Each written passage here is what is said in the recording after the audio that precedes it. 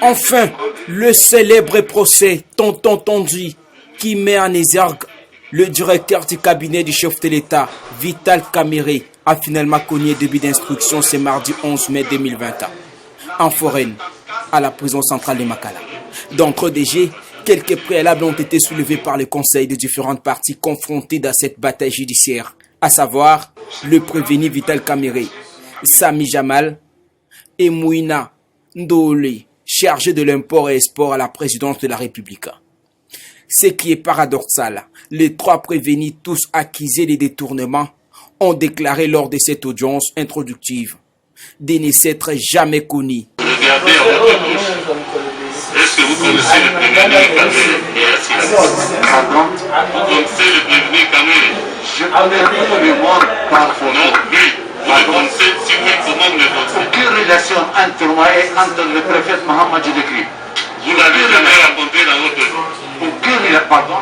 Vous n'avez jamais raconté dans votre vie? Jamais. Le jour seulement j'ai été, parce que les 7 procès depuis 2017 avec le développement. Le tribunal retient que vous n'avez jamais raconté. Jamais. Je connais dès qu'ils ont été témoins. Si lui me connaît. Merci.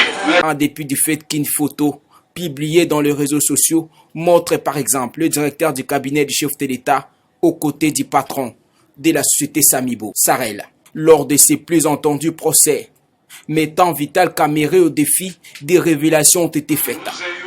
Il souligne qu'il n'était pas le seul superviseur du programme de 100 jours et renchérit qu'il s'agit bel et bien de Nicolas Kazadi, l'ambassadeur itinérant du président de la République, qui serait le numéro 1 de l'équipe de supervision. À ses côtés se trouvent 8 autres superviseurs, dont des conseillers à la présidence, représentants de la primature, le directeur de la Banque centrale du Congo et une longue liste.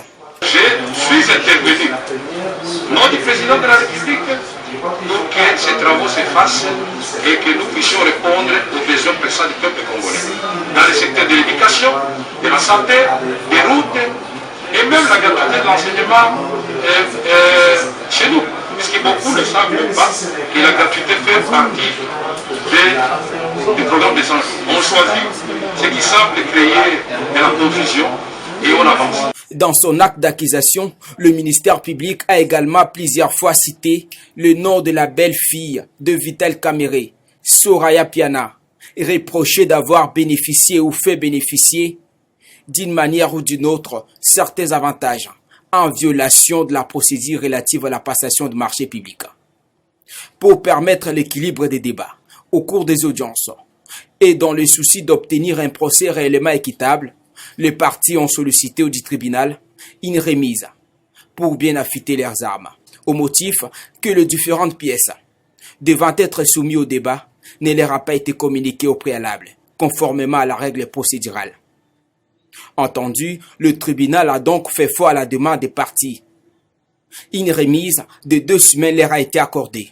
La prochaine audience est donc prévue le 25 mai prochain pour l'instruction proprement dite. Entre-temps, le tribunal devra également statuer dans le délai sur une demande de liberté provisoire introduite par le conseil des parties formulée en chambre du conseil.